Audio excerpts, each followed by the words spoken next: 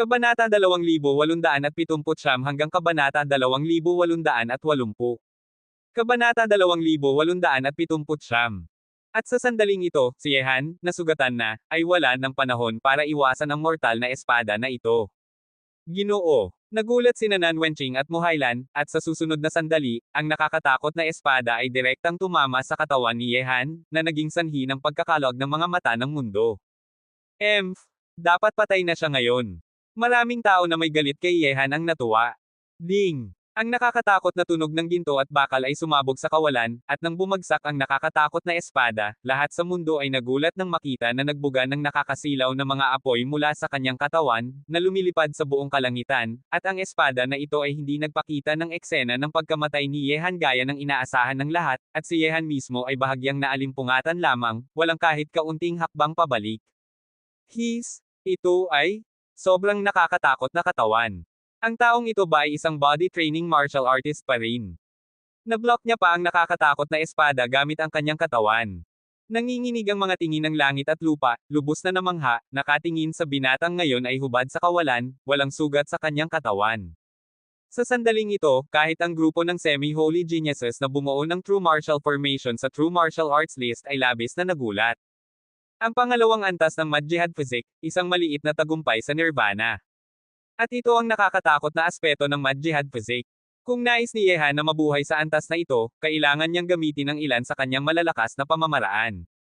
Ngayon, ako naman. Bigla, itinaas ni Yehan ang kanyang ulo, at may napakadilim na masamang liwanag sa kanyang mga mata, na nagpang-inig sa mga puso ng mga tunay na martial arts geniuses na nakasalamuha ang kanyang mga mata. Hindi, ang taong ito ay isang makapangyarihang body trainer pa rin. Nanginig ng husto ang puso ni Qin Huaimie. Ngunit sa sandaling ito, kumilos na si Yehan. Bagaman nakakatakot ang tunay na martial arts formation at magkakaugnay, si Yehan, na naipakita na ang kanyang mad jihadist body, ay walang alinlangan sa kanyang kilos. Boom! Pumasok sa kawalan, na parang babasagin ang mga bundok at ilog, ipinakita ni Yehan sa mga tao sa mundong ito ang tinatawag na nakakagulat na eksena ng lakas sa labanan. Ang itim na bakal na bara sa kamay ni Yehan ay naihiwalay na, nakapikit ang kanyang mga kamao ng mahigpit, tulad ng isang mabangis na hayop, at ang tila hindi malakas na katawan ay direktang tumama. Boom! Ang puwersang nakakatakot ay winasak ang mga puwersang umatake kay Yehan isa-isa, at pagkatapos ay direktang tinama ni Yehan ang katawan ni Wei Zifo na parang tren, at ang malakas na impact ay agad na nagpahimatay kay Wei Zifo. Ngunit, matapos mawala si Wei Zifo mula sa Zinwo Formation, ito ay naging self-defeating, at ang mga geniuses sa Zinwo list ay lumipad pataas isa-isa. Pangalawa, tumama si Yehan, at ang pinakamalapit na genius sa Real Martial Arts list ay direktang naitulak sa hangin, at ang kanyang buhay at kamatayan ay hindi alam. Pangatlo, pang-apat, pang-sampu. Sa pagitan ng langit at lupa, lahat sa loob at labas ng Zinwo Academy ay ganap na nagulat sa eksenang ito. Sa sandaling ito, ang figure na parang mabangis na halimaw ay gamulong sa mundo. Lahat ng geniuses sa Zinwo list na kanyang nakasalamuha ay malubhang nasugatan, at walang sino man ang makapagharang ng kanyang suntok. Ang kapangyarihan, na parabang sa mundong ito, siya ang walang kapantay na master. Ang lakas sa labanan ay nakakagulat. Sa ibabaw ng kawalan, ang nakakagulat na eksena ay nagulat sa mga mata ng lahat sa loob at labas ng Zinwo Academy sa sandaling ito. Ang katawan na parang runaway demon ape ay may nakamamanghang lakas sa labanan at halos walang katapat. Wala sa mga geniuses sa Zinwo list ang kayang labanan sa isang suntok lamang. Lahat ng nakasalamuhan niya ay malubhang nasugatan sa kanyang suntok. Sa sandaling ito, ang mga geniuses na lumilipad sa buong kalangitan, ang kanilang pagkatalo ay nagbigay ng kakilakilabot na reputasyon sa binata, na nakatayo ng buong pagmamalaki sa kawalan, walang kapantay at makapangyarihan, siya ay parang Diyos ng digmaan, naghahari sa buhay ng lahat ng nilalang sa mundong ito. Ang huli, Kabanata 2880. Sa oras na ito, ang binata na hubad ang itaas na katawan ay tumama gamit ang kanyang huling suntok, na itinaboy ang huling genius sa True Martial Arts list, at ang kaguluhan sa mundo ay huminto.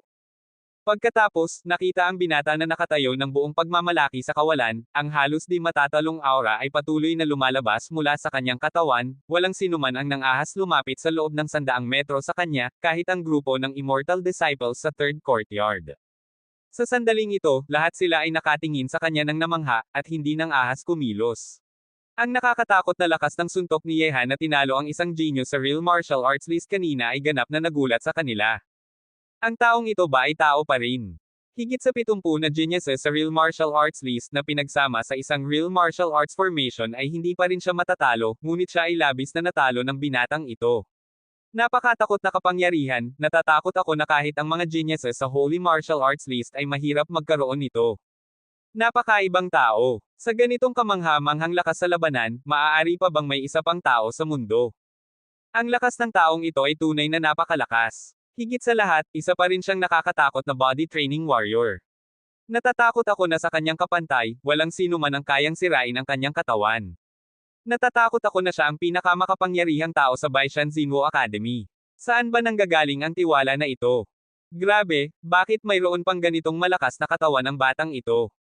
Ang mga may galit kay Yehan ay ayaw tanggapin sa sandaling ito. Sa sitwasyon kanina, kung wala ang malakas na katawan ni Yehan, maaaring patay na siya sa loob ng real martial arts formation. Huwag mag-alala, kahit na mapigilan ng batang ito ang grupo ng geniuses sa Zinwo list, ang pinakakatakot na tao sa ilalim ng 50 mula sa Zinwo Academy ay hindi pa lumalabas. Sabi ng isang tao ng kalmado. Qingjia, nanalo na ang batang Ginoo, at tinalo niya ng mag-isa ang mga geniuses ng 4th courtyard. Muhaylan ay tuwang-tuwa, at tumingin kay Yehan, na nakakuha ng atensyon ng lahat sa langit, na may paghanga. Ang taong iyon ang kanilang batang Ginoo at kanilang guro. Ngunit ang dibdib ni Nan Wenqing ay hindi pa rin nakapaniwala. Bagaman natalo ang mga ito, paano naman ang mas makapangyarihang Shengguo list? Sa mga geniuses sa ilalim ng 50 sa Zinwo Academy, ilan sa kanila ang nakapasok na sa realm ng Holy King. May isa pang hadlang. Sana malampasan ito ng batang ito. Kapag nagtagumpay siya, magiging sikat siya sa buong mundo at makikipantay sa mga walang kapantay na tao. Mayroon ding pag-asa sa mga mata ni Yun Tongtian. Ang pagsusuri kay Yehan, ngunit hindi inaasahan ni Yun Tongtian na aabot na sa puntong ito si Yehan, at nasa realm pa rin ng 9 Tribulation Supreme, na siya lamang sa mundo.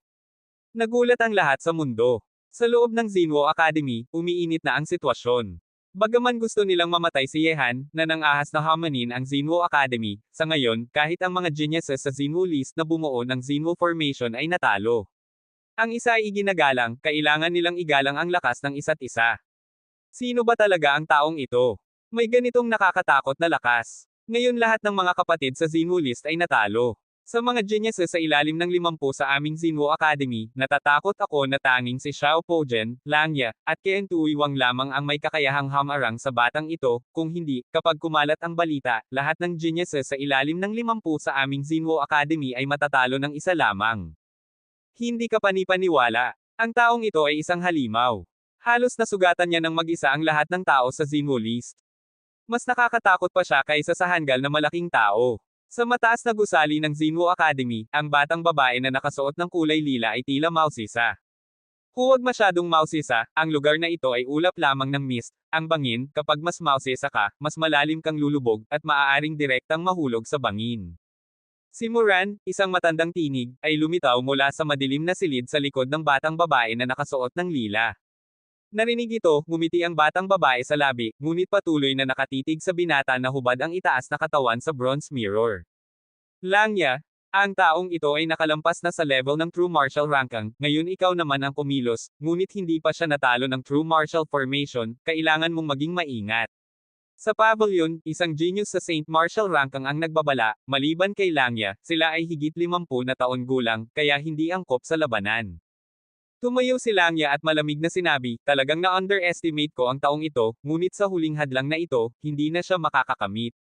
Pagkatapos niyang sabihin ito, nawala si Langya sa isang iglap, at sabay na nawala rin ang 3 tao mula sa iba pang direksyon ng Zinwo Academy. Matagal na rin mula nang makakita ako ng ganitong makapangyarihang tao sa Zinwo Academy. Natatakot ako na maraming mataas na opisyal sa Academy ay nahikayat na ng taong ito. Ang genius sa Holy Martial Arts list sa pavilion ay nakatingin sa bronze mirror ng kalmado. Sa labas ng Zinwo Academy, ang excitement at pagkabigla ay hindi pa rin tumitigil. Sa ilalim ng atensyon ng napakaraming tao, ang binata na nakatayo sa kawalan ay tumingin sa mga disipulo ng Immortal Realm sa 3rd courtyard, at sa isang sulyap lamang, ang mga disipulo sa 3 courtyard ay hindi maiwasang umatras isa-isa. Ang tingin sa kanilang mga mata ay parang pinipisil ang kanilang kaluluwa. Zinwo Academy, sino pa ang narito para lumaban? Sa kawalan, malamig ang mga mata ni Yehan, at ang tinig niya na puno ng takot at hanggaring lumaban ay kumalat sa buong mundo, kahit sa loob ng Xinwu Academy, na napapalibutan ng mga formation, ay narinig ang mga salitang ito. Sa isang iglap, muli uminit ang loob ng Academy, at ang mga tao sa labas ng Xinwu Academy ay nakatingin sa Academy. Ang mga geniuses sa Xinwu list ay lahat nabigo at hindi napigilan ang binata. Sino ang susunod na batang malakas na lalaban sa Xinwu Academy? Si Muran, habang tinitingnan ang Xinwu Academy, ay nakita ang isang masamang figure na lumitaw sa loob ng Ancient Arch. Ang kanyang pagdating ay hindi ikinagulat ng lahat. Si Langya, na naging Holy King, ay kilala na sa buong mundo ngayon. Dumating na si Langya, makatuwiran na siya ang lumaban, ngunit natatakot ako na magiging delikado para sa kanya na harapin si Yehan mag-isa. Lahat ay nakatingin kay Langya, ang takot kay Yehan, nakita ng mundo sa sariling mga mata kanina.